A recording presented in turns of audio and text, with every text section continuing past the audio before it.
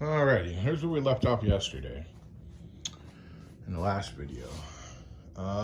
Since then, we've got the carburetor mounted, coil mounted, all the vacuum fittings and all that BS.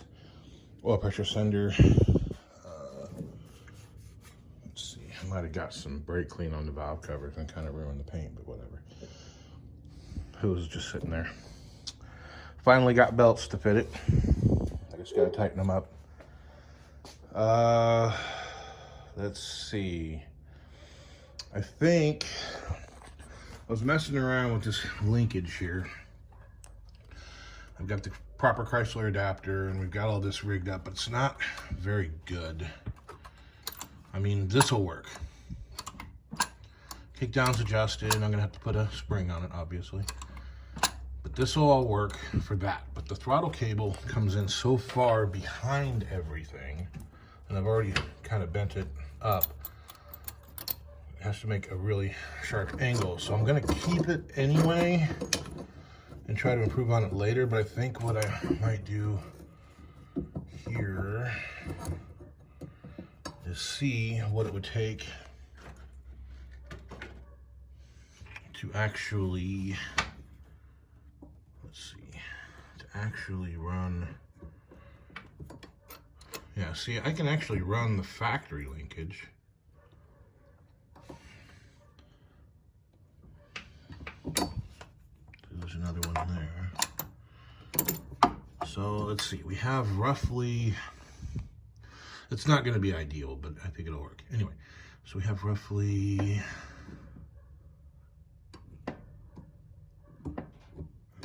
we have a full 2 inches of travel there. About the same there. I think that might work. We got the ball in that hole.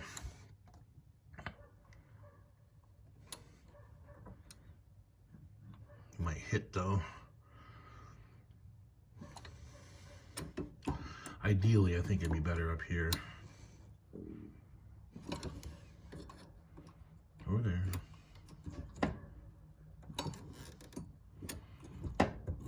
I mean, realistically, we want it to move. It would work the best up here in that hole. Because we want the pedal to move a lot, I think. I don't want it to be super sensitive. But that would work. That would get me home and then some. The pedal itself, though, is a problem. You know, I mean, people don't take comfort seriously, especially on old stuff like this. It's like, oh, it's an old truck, it's not supposed to be comfortable. When you're driving 2,000 miles, 4 days, comfort is very important. You get fatigued, you get tired, you get angry. There's been so many times that I've taken a long trip like this in a vehicle that I had and I loved. And when I finally got where I was going, I didn't like the vehicle anymore. I hated it, and I'd trade it off or sell it a lot because of stuff like this. So this truck is not comfortable. This is going to be one of those things that's going to try me. This huge ass steering wheel, the position of everything. You're going to be sitting bolt upright the whole way, rigid. You can't get comfortable. The seat's not super comfortable. I mean, Grandpa's truck wasn't too bad, but this thing, I don't know. So that's my gas pedal. I don't know if I still have the original ones anywhere, but I don't think I do. So that's it.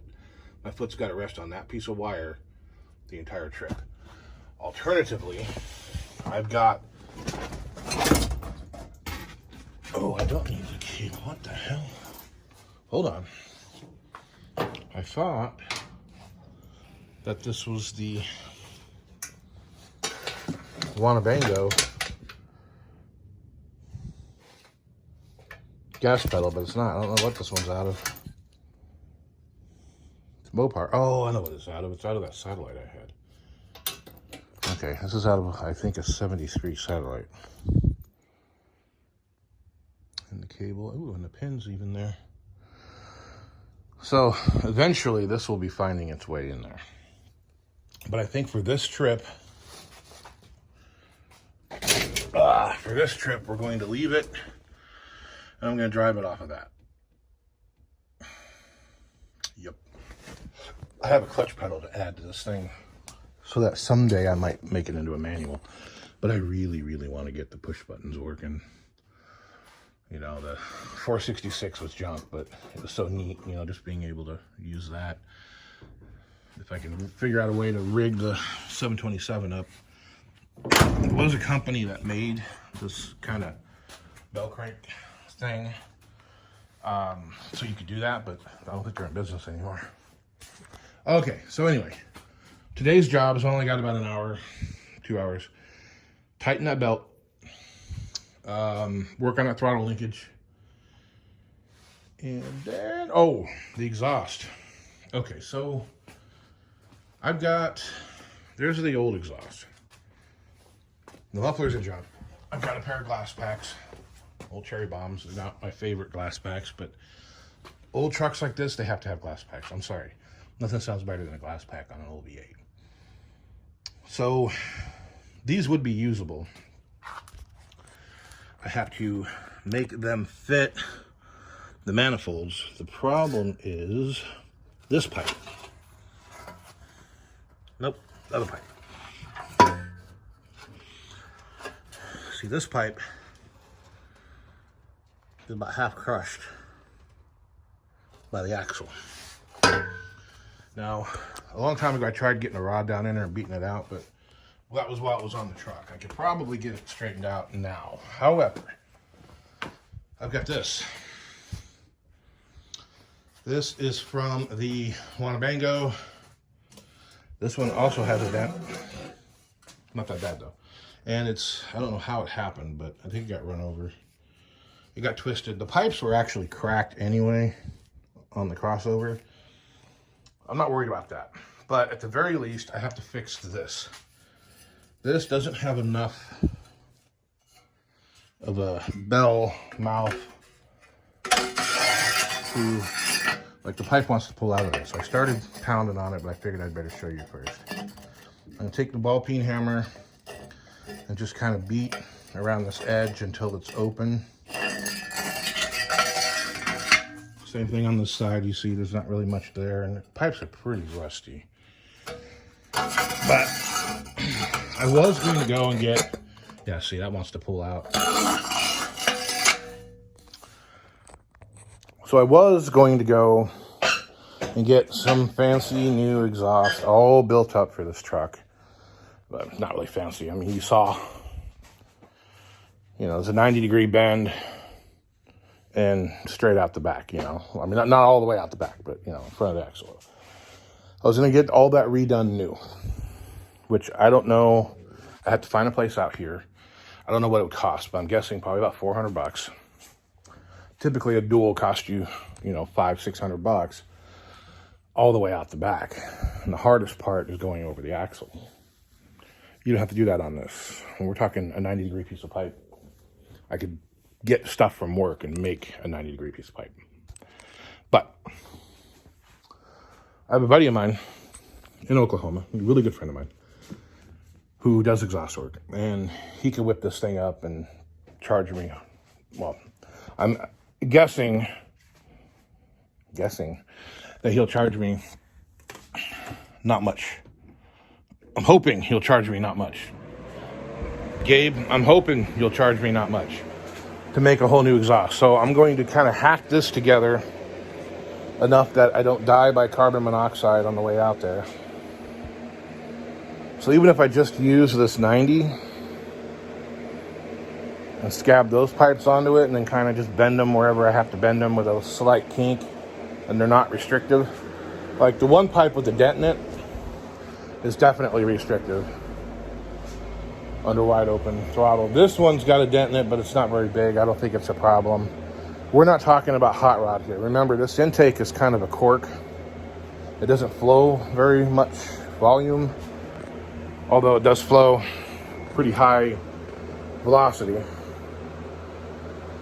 So, you know, again, 60 miles an hour in this truck's going to be over 3,000 RPM. So I'm going to be running between 55 and 60. It's going to be a long trip. So the amount of air just going through the engine, it gets sucked into it, burnt, and then pushed out the exhaust. It's going to be quite a bit, but it's not as much as if I were towing something, wide open throttle. It's not going to be that bad. So I think we'll be fine with this. Definitely not as bad as when it was a motorhome. You can see here the crystallization on the pipe, how hot it was getting. So that motorhome was definitely subjected to some loads. Wind loads mostly, and then again, there's that dent. It's not too bad.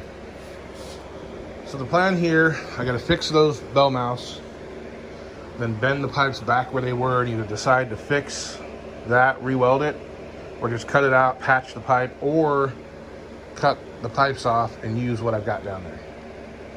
So right now I'm going to jump on up here and finish the bell mouth, and then figure out what I'm going to do from there. Okay, got the bell mouths done. They're not perfect. The metal's pretty thin, but they'll work all right. For this trip, I started straightening out the pipes, or trying to, and as you can see, it's really messed up. But then also the pipe itself is bad. It's rusted out on the bottom here. So I'm gonna cut it off. Cut it off right here. I'm gonna cut it off really close to the weld there because there's a bend. I may have to cut it on that side of the bend and figure it out. And I may have to go get pipes bent, I don't know. Or it's gonna get cut way up here and then mated to that. We'll see. Okay, and we're back. So, last night we went and picked my brother up at the airport. He is here in town. He's going to be riding back with Christy and going back to Kansas here when she leaves in a couple days. I'll see if I can get him to help out. So here on this truck, let me show you what I've done. So I started running the one brake line. We're going to go ahead where I've got just the one single line from the old single pot master, and I've got the other line plugged. We're going to run a second line, come off the T, plug that hole, and then that way it'll have a truly split brake system like it's supposed to have. I had to get an air cleaner because I've got an old rusty Ford one out there that I decided I don't want to use. I need to run a PCV. I have to get a PCV or clean out the old one if I can find it. All the wiring's hooked up. I still got to run the one wire down for the isolated field alternator. I got to put the new style regulator in. The big thing I did a couple hours worth of stuff last night when I got home. Got these welded, and again, I'm not a welder, and this is all temporary anyway. I just welded over the rust and whatnot. But these are ready to go on. I'll put the mufflers on when I'm working on the rear axle. You can see in here, these flanges are in terrible shape. Very rusty, very thin, but when I get out there to Kansas, this is all going to get replaced. I mean, hell, I could probably build it myself, just a 90 and then a straight piece of pipe. So right now, we're going to put these back in. I got jack stands in the back there to support it, and then we'll get the fronts tightened up. And then that should hopefully be done. Once that's done, we're going to work on that brake line. Once that's done, I'm going to flush out the tranny cooler and get the cooler lines hooked up. I finally got the brass fitting I needed. And once that's done, starter goes in. I've got the newer starter. Unfortunately, I don't have the old starter anymore to show you a comparison. Or at least I don't have the gear reducted starter. This is the Prestolite starter. The original 61 starter. I'm holding on to that because they're hard to get. So instead of running the 73 starter, big heavy bastard, I love the way they sound. iconic Chrysler sound, but they turn so slow. I hate it. This is out of a 95. This is what's going to go in there now. And this will spin this engine over. Awesome.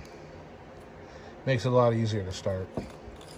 It's smaller, it's lighter. I'll have to run, because this starter here only has the one stud. It's self-energizing. I will have to run a second wire. I'm going to go ahead and leave the Ford style relay, but I'll just tee off of it for the solenoid here. That should be all I need, but we're going to wait until everything else up there is done, so that way I have more room. Once that's done, then I think I'll get underneath here. I'm going to put that original drive shaft back in the back and see how much longer it needs to be. Because if I'm lucky, I'm hoping, if I can pull this yoke flange off and put this yoke flange on, or actually this one, yeah, either one of these, this one, same U-joint, and if that makes it long enough, then I'll just weld it here. And I'm sure a lot of people are going to be like, no, you can't do that, that won't work. I mean, he's got a lathe over there. If it came down to just cutting this off and cutting that off, you know, it's probably not going to work out. I think it's still going to be too short. If it works, that's what I'm going to do. Yoke, weld. Hopefully it won't be out of balance. We'll see. Either way, we'll get the drive shaft in there, put it up, and I'll be able to measure, and I'll know how long the drive shaft needs to be. Now, from what I understand, the longer the drive shaft is, the worse the harmonic distortion is going to be, the more likely it'll be to be out of balance, vibrate, which is why they put carrier bearings and split the drive shaft up and make two shorter drive shafts rather than one long one. So to make that drive shaft longer probably won't be a good idea. But to get it out there to make a two-piece, which is really what I should do, will probably cost an absolute fortune and be an absolute pain in the ass. However, a friend of mine is willing to donate a two-piece drive shaft from a Ford. Plus, I've got the back half of a two-piece drive shaft on the tow truck, I think. Am I taking it off? I don't remember. So I should be able to fabricate something. I do know that I will have to get a new carrier bearing, which is a bitch, but, you know, if I can make something happen, I'll make something happen. We're not there yet, but we'll see. Right now, I'm going to get underneath this thing, and I'm going to put the exhaust back on, get it buttoned down tight, and then I can pretty well forget about it, put the mufflers on when I pull the axle, get it flipped around, because that way I'll be able to weld them, call it good. Okay, so time to get started. And here we are again. So we did accomplish quite a bit yesterday. Got the exhaust back in it. Got the brake line split. So originally this truck with the single master cylinder, the brake line came down and went to a four-way T. So it went right front, left front, and then rear.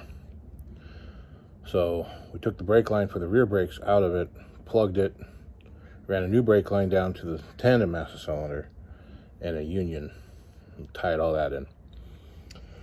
So got all that plumbing done, you know, bent the pipe up. I had to put it in a loop, you know, because the original hose had or line had a hose. We got that all done. Air cleaner put on, which is nothing. Still got to run a breather hose to it. Got the motor mounts tightened back up. I did mock up the drive shaft, and I've got possibly a solution to that problem. I'll show you here in a minute. The other thing we got done was this. You'll notice 8 lug nuts instead of 6. So yeah, we got the motorhome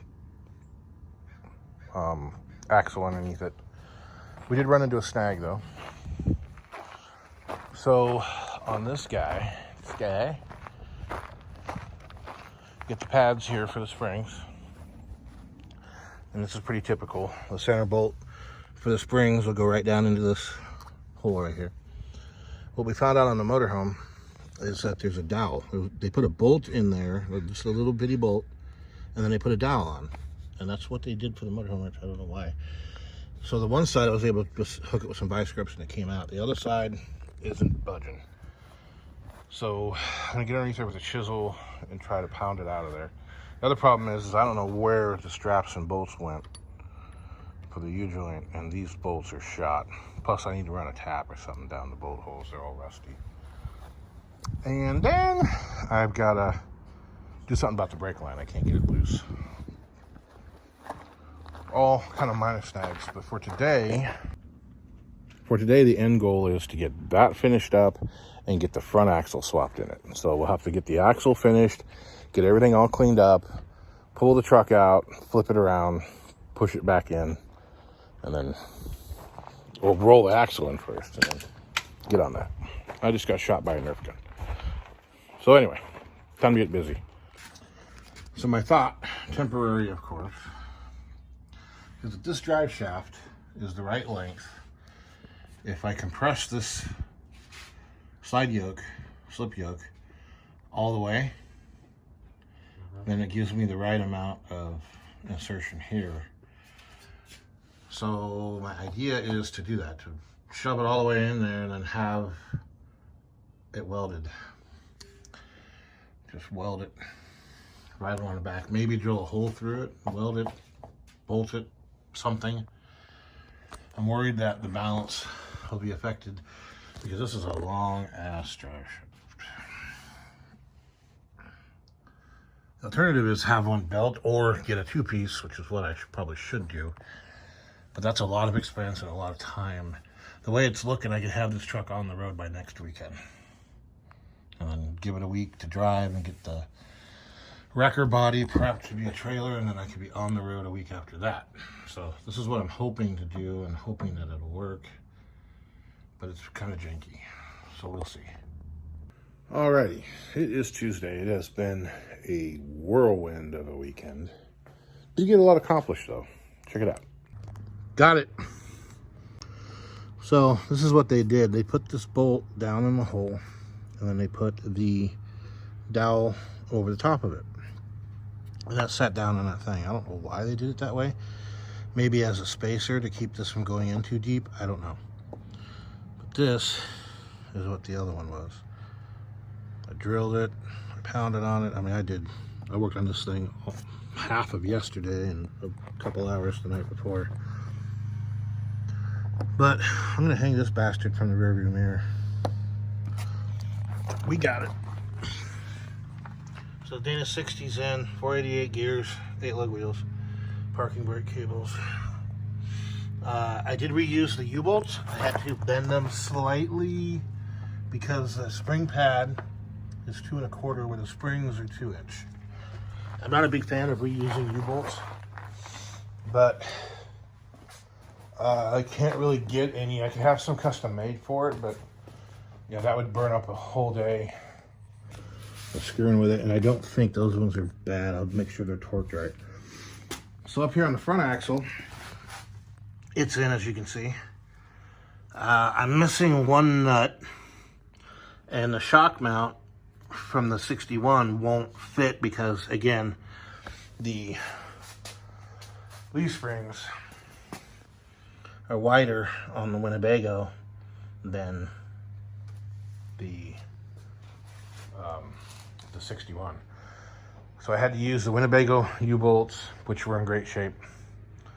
And somehow I have lost, or I don't have the spring purchase for the Winnebago. So I'm gonna have to get something made or take the trip with no front shocks, which I don't know how well that's gonna work out. It'd probably be okay if it was the rear, but the front, won't work. So the geometry's right. I just need to get underneath there and pop that back in, but That'll be okay. I've got new calipers and new pads for it. This side's on, I just need to torque it. Other side, I gotta find a nut. I'm missing a nut, so once I get the 2 front nuts back on it, I'll torque all 4 of those. I gotta pull the other wheel off so I can do the caliper and the pads on that side. Brake hoses, I may have to reuse these hoses. They're not great, but I don't think they'll fail on me. I did get some pads. I got the longest ones I could find that had the right ends on them, and I still think they're too short. And then the drive shaft, we talked about that earlier. I'll pick up a strap and bolts today, hopefully at work. If not, I'll have to find some somewhere. And then I'll be able to mock everything up, get the welder over here and see what he thinks, and then go from there. Get that thing welded, and then that'll be done. Get the mufflers put on, get the exhaust hangers put on. I'll pick up some more of those today as well.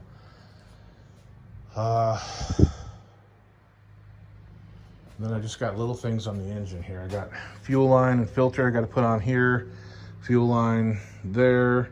Vacuum hose and PCV. Breather hose to the air cleaner. I need to put the plug wires on. I thought about getting new plug wires, even though those ones really aren't old. They're just dirty.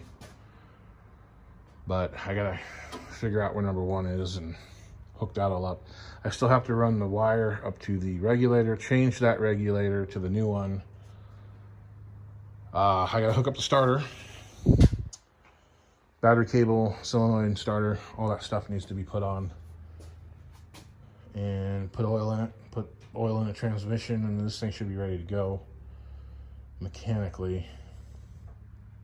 So realistically, by next weekend, I should have this thing on the road. I'm gonna have to come up with something for the shifter because, like a dumbass, I lost the bracket that holds the shifter cable to the transmission. I did find my parking brake cable, so I gotta figure out how to put this in the truck. I gotta take the one out of the truck that's in it and put this one in, but that I don't have to do right now. Shifter cable, speedometer cable, I was a little worried about that. That's okay. I was thinking about buying a U-joint. I don't want to buy a U-joint, but I guess I will. So, here is the cable. And this boot has seen better days. I had to come up with a pin, which shouldn't be hard. But it basically has a fork in it that goes on this. I mean, realistically, I could pinch it, but it's got a bolt to the side of the transmission somewhere and hold it in place. So I'll have to figure that out. It's probably going to be long. I need to come up with another ammo box, which I think tomorrow morning I might leave early and go down to Harbor Freight and just pick up an ammo box. So that's where we're at. I hope during this week, I can get all these little things taken care of. I thought about putting that cross member back in with just the top bolts, like put them in the bottom holes on the frame, but I don't know, we'll see. So much to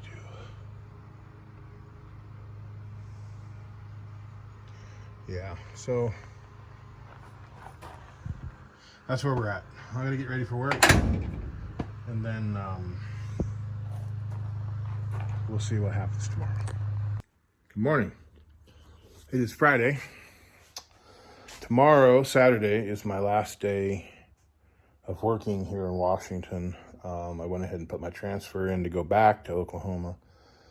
And they'll give me about a week or so to get this thing wrapped up and then hit the road. And there's a handful of small things to do, but I mean, I haven't even started it yet. So let me show you what we've gotten done. Okay, so we've got the new calipers on, the new pads on, brake hoses. Now those are off of like a 81 Chevy 4x, 3/4 ton, 1 ton, and they more or less work. I had to make some minor modifications, like that bracket I need to take off, but I had to drill out the block so the banjo bolt would go through, because these Chrysler calipers are 7/16 banjo bolts, and those are for 3/8. Over here in the frame, it had the threads on it. The nut went right on it to hold it in place, but the brake line is the 3/8, 3/16, where everything on this truck is 1/4 inch brake line with a 7/16 fitting. So I had to get the brass adapter. As a matter of fact, no, don't have it. Anyway, so I got this thing, started wiring it up. I'm out of time. I've got the new old regulator here. This one still worked. I'll clean it up a little bit, put it up there. I pulled the old regulator off, so had to run the extra wire to it, and everything's just kind of taped up and Scotch locked. It's all temporary because the entire wiring harness is going to get changed in this. Got that done.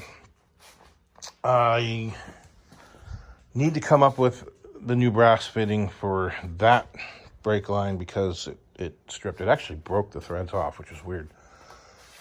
Got that done. Full of double flared. Done. The axle's in. Again, I got no shocks on the front, so I don't have the right shock mount, which is fine because it doesn't actually bounce. I can get it going here and then let it go, and boom, that's it. See? And I used to drive this thing. It had a broken shock, and I drove it with one shock, and it didn't drive weird. So that's basically where we're at. I still need to get clamps on that fuel hose and hook it up to the carburetor. I need to trim and hook up the breather hose to the bottom of the air cleaner. I need to hook up the plug wires onto the plugs. So I got to figure out where top dead center number 1 is. Radiator hoses have to go on to finish hooking up that alternator, put the regulator in. We're not going to do the ignition conversion yet because I'm still running the Chevy module. When I do the wiring harness swap, I'll put the Chrysler module in there. And I know a lot of people are going to be like, well, why? The Chrysler ones suck and the Chevy ones are okay. Nah, because it works. Oh, I need to cut that off. Bleed brakes. I still got to tighten up the brake lines in the rear axle. Put the mufflers on. Put oil in it. Put training fluid in it. Oh, got to work on the drive shaft. Then I can fire it up. I'm sure there won't be any problem with it. It ran and drove great before. Once that's done, then I can start working on everything else. I've got a new set, like a complete set of bolts. What they call loose washer, 5/16, 18 bolts with the speed nuts. So some of these, like these guys here, are still in good shape. I'm going to leave them, but a lot of them are really rough, so I'm going to replace them. We're going to have to do a little patchwork on the core support. This bracket here is broken, so that needs to be welded because that, keeps all that together. Steering column I got adjusted yesterday. It turns beautifully. Well, at least it turns back and forth. I don't know how hard the steering is going to be.